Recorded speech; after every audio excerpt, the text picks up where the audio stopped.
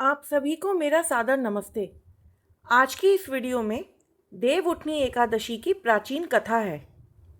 एक समय की बात है, एक राजा नगर में राज्य करता था। राजा के राज्य में सारी प्रजा बहुत ही सुखी और संपन्न थी। राजा के नगर में एकादशी के दिन कोई भी व्यक्ति अन्न ग्रहण नहीं करता था और ना ही अन्न को बेचता था। सभी लोग फलाहार करते थे। एक बार भगवान श्री हरि ने राजा की परीक्षा लेनी चाही और उन्होंने अपना रूप बदलकर एक सुंदर स्त्री का रूप धारण कर लिया और वो उसी सड़क के किनारे आकर बैठ गए जहाँ से वो राजा गुजर रहा था। राजा ने जब उस स्त्री को देखा तो वो उसके पास गए और उसकी सुंदरता को देखकर आश्चर्यचकित रह गए। राजा ने उसके पास जाकर पूछा कि हे सुंदरी, तुम कौन हो और यहाँ पर अकेले क्या कर रही हो और यहाँ अकेले क्यों बैठी हो? तब उस स्त्री ने, जो कि भगवान श्री हरि थे, उन्होंने राजा से कहा कि मैं एक बेसहारा स्त्री हूँ, मेरा इस दुनिया में कोई नहीं है, मैं किससे सहायता मांगूं? राजा, जो कि पहले से ही उस स्त्री की सुंदरता पे मोहित था, वो उससे बोला, हे सुंदरी, तुम मेरे साथ मेरे महल में चलो और वहाँ मेरी रानी बनकर रहना। इस पर वो स्त्री बोली कि मैं तुम्हारी बात मान लूँगी, पर मेरी एक शर्त है कि तुम्हें अपने राज्य का अधिकार मुझे देना होगा। तुम्हारे राज्य पे पूर्ण तरीके से मेरा अधिकार होगा। मैं जो भी बनाऊंगी तुम्हें खाना होगा। राजा ने उस सुंदरी की सारी शर्तें स्वीकार कर ली और उस सुंदरी को अपने साथ महल में ले आया और महल में आकर उसने उसके साथ विवाह किया और उसे अपनी रानी बना लिया।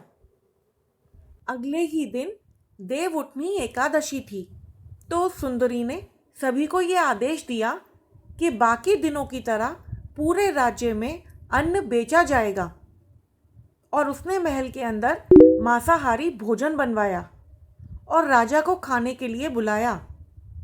राजा ये देखकर बहुत ही चकित रह गया और बोला कि आज तो देवउठनी एकादशी है और मैं तो एकादशी के दिन सिर्फ फलाहार ही करूँगा, मैं ये नहीं खा सकता। राजा की इस बात पर सुंदरी ने अपनी शर्त याद दिलाई और कहा कि ये खाना तो आपको खाना ही पड़ेगा, वरना मैं बड़े राजकुमार का सर कटवा दूंगी। यह सुनकर राजा बहुत ही दुखी हुआ और राजा अपनी ये दुविधा लेकर अपनी बड़ी रानी के पास पहुंचा और उसने बड़ी रानी को ये सारी बात बताई। बड़ी रानी बोली, महाराज, धर्म सर्वोपरि है, आप अपना धर्म मत छोड़िए, बड़े राजकुमार की बलि दे दीजिए, पुत्र तो दोबारा मिल जाएगा, धर्म नहीं मिलेगा।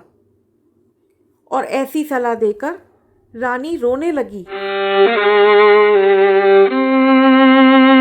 तभी वहां पर बड़ा राजकुमार आ गया। अपनी माता को रोता हुआ देखकर बड़े राजकुमार ने माँ से रोने का कारण पूछा। तब बड़ी रानी ने उन्हें सारी बात बताई, जिस पर बड़े राजकुमार ने कहा कि माँ, धर्म सबसे बड़ा है, मैं सिर कटवाने के लिए तैयार हूँ, पिताजी के धर्म की रक्षा ज़रूर होगी। और बड़े ही दुखी मन से राजा राजकुमार का सर देने को तैयार हो गया। तभी वो सुंदर स्त्री अपने असली रूप में आ गई और उसने विष्णु भगवान का रूप धारण कर लिया और राजा को सारी बात बताई और उनसे कहा, राजन, तुम इस परीक्षा में उत्तीर्ण हुए हो, मैं तुम पर बहुत प्रसन्न हूँ, तुम जो चाहे मुझसे वर मांग सकते हो। राजा हाथ जोड़ते हुए बोला, प्रभु, आपकी कृपा से मेरे पास सब कुछ है, मैं आपकी कृपा से हर तरीके से सुखी और संपन्न हूँ, बस अपनी ये कृपा और आशीर्वाद मुझ पर और मेरे परिवार पर सदैव बनाए रखिएगा।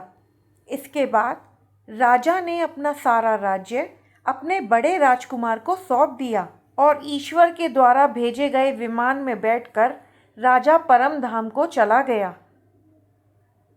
हे विष्णु भगवान, जैसे आपने राजा का उद्धार किया वैसे ही सबका कीजिएगा और जो भी आपकी इस कथा को पढ़े या सुने उस पर अपनी कृपा और आशीर्वाद सदैव बनाए रखिएगा। बोलिए श्री हरि भगवान विष्णु की जय।